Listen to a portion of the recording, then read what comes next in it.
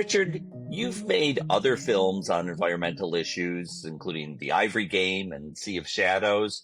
I'm interested in how those films prepared you for YANUNI and, what you were trying to do new in YANUNI. Yeah, that's a great question. So when you look at the Ivory Game and Sea of Shadows, they're more topical films. I really looked at the issue of the elephants being poached for their ivory, or in Sea of Shadows about the destruction of an ecosystem. And I looked at it from all sides. And with YANUNI, I wanted to try something new, something more personal, by telling the story through this unique woman, Juma Xipaia, that I found who's an indigenous leader, and to really focus the narrative through her and not present so many characters and look at it from the journalistic side and from the NGO side and from that side, but just follow a great narrative of an unfolding story of the life of this woman, which was constantly in crisis, and just try to tell the story of the Amazon and what's happening there through her eyes and through her own personal resistance fight. So that's, I think, was the biggest new approach to this film. So Juma was first woman leader of her indigenous community in the Amazon. When we meet her, she's an activist. Her life is constantly in danger. And then over the course of the film, we see her get brought into the government of under Lula to take a government position. She still lives with constant death threats. She had to live briefly in exile. And she has every reason to be distrustful of outsiders. So how did you form a bond with her? Well, you see, the moment I met her, she had just survived the sixth attempt on her life, and she was basically in hiding.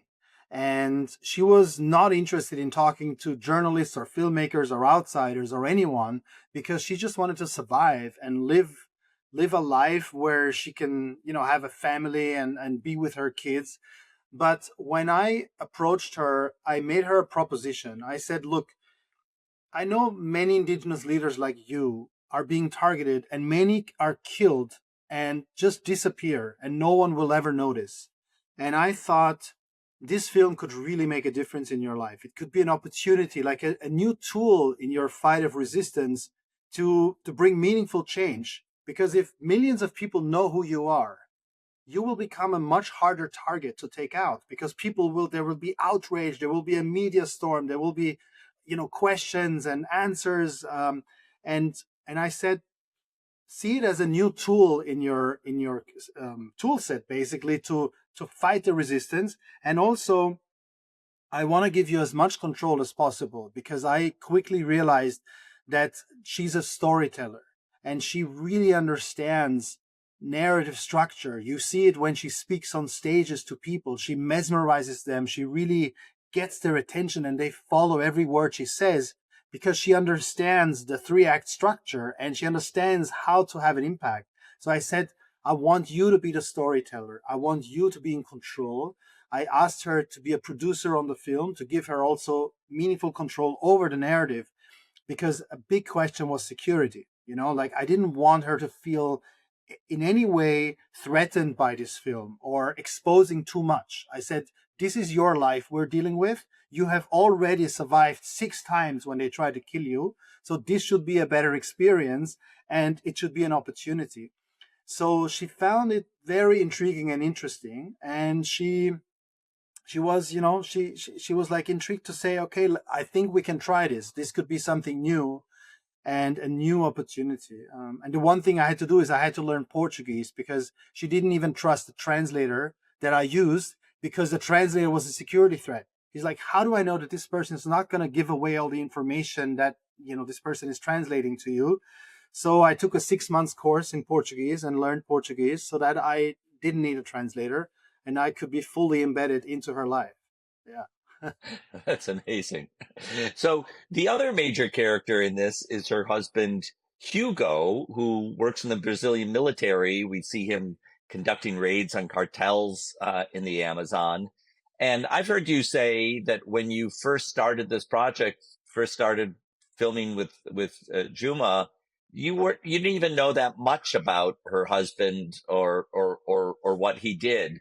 So Yeah. talk about how he became a big part of this story.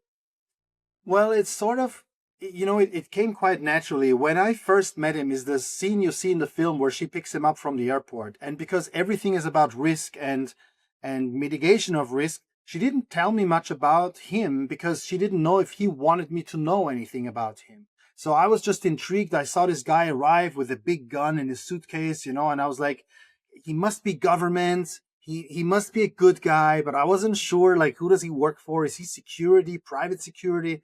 But then I understand, that he's actually this big environmental fighter for the government that goes after criminals in the Amazon, the people that threaten Juma's life and the life of her people. So he became this opportunity to, through her story, because he's her husband, to actually go to the front lines of defense of where the war is taking place. Juma can never go there because they would just kill her on sight. She's an indigenous woman, a leader. They just take them out because they could be spying on them. They could be doing, just causing trouble. But when Hugo gets there with his government helicopters, an elite force of soldiers, then they usually run away. And I was so intrigued to show the devastation firsthand so that our audiences could feel what it is like to destroy the Amazon, what it looks like to poison the rivers with mercury, to dig up all the sludge from the rivers and really destroy the ecosystem. So he was this opportunity, but it was a huge challenge as well to go with him because I took the seat of a soldier. I'm not trained in combat or in like hostile environments like that. And basically, it was also a problem for them because I was taking the place of a soldier, so their security was down one man. They're usually 10-man team, and I was taking the 10th seat, so to say. So they only had 9 people to do the same mission.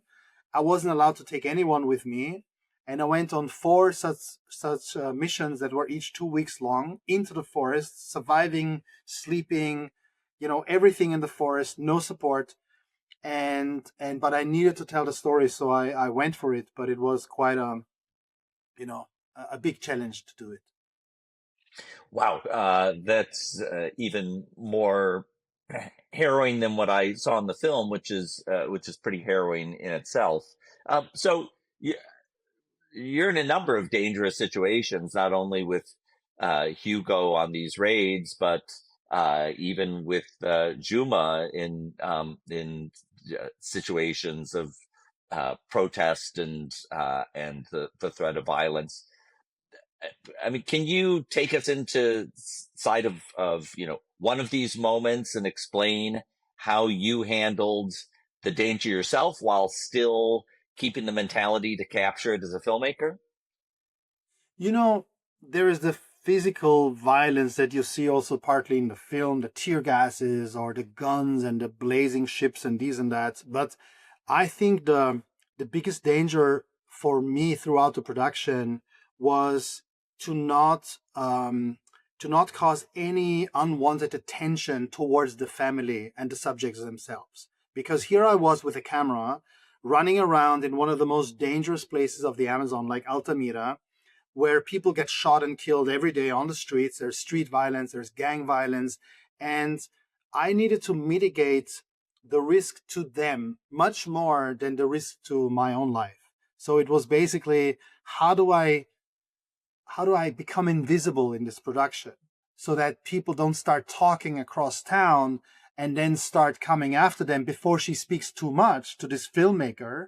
Um, we need to shut her down. We need to kill her before she's famous, before she gets out there, right? So that was my biggest risk is like, how do we approach this production so that everyone stays safe? So we had a real great security team around us all the time who are Brazilian, very experienced people that work with indigenous people and that run these safe houses for indigenous people who are under duress or threatened, and they constantly gave us advice on how to move, what to do. So for example, even in public, if you use your camera, make it as small and professional as possible. So I learned to shoot with a very small DSLR camera, not even with a top mic or anything, just to look like like maybe a YouTuber or someone, that doesn't cause a lot of attention. Maybe just a photographer that people, I use hidden mics on them. Never, we would never go with a boom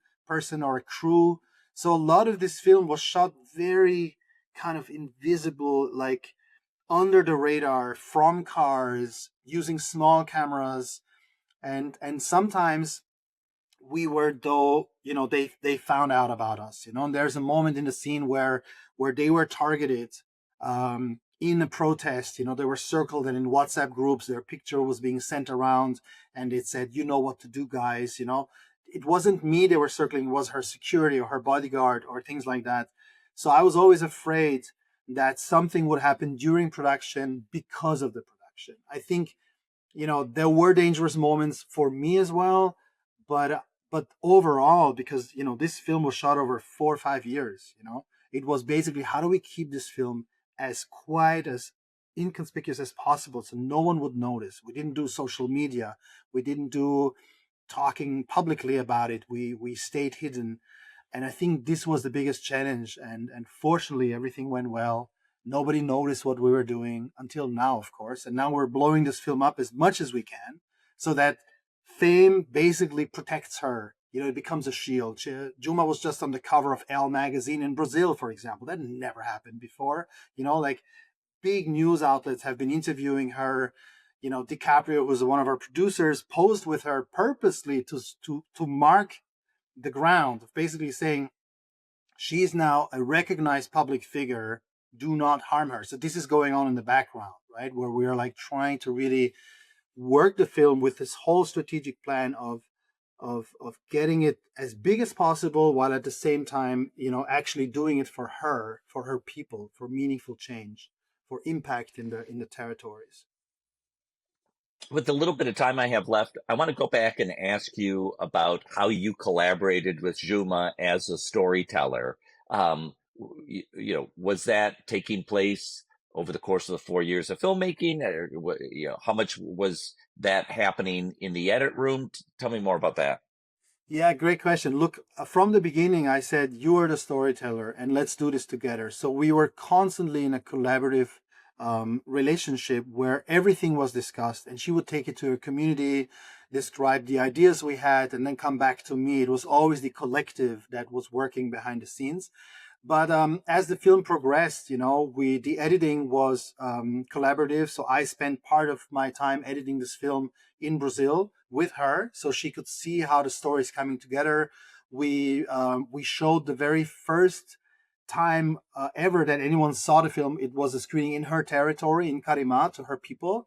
I was linked via Zoom, to like a big screen. They watched the movie with popcorn and kashiri, which is a local beer that they made, and they all gave feedback. Juma was there, and we took all these notes into the process and constantly made sure that she's happy with how they're portrayed, like that it's real, that it's like actually the fight not only of her existence but of that of her people. That was so important for her, that it's not about Juma, it's about her people, and it's representative of the people's struggle. So that was a balance we always needed to make sure she's happy with.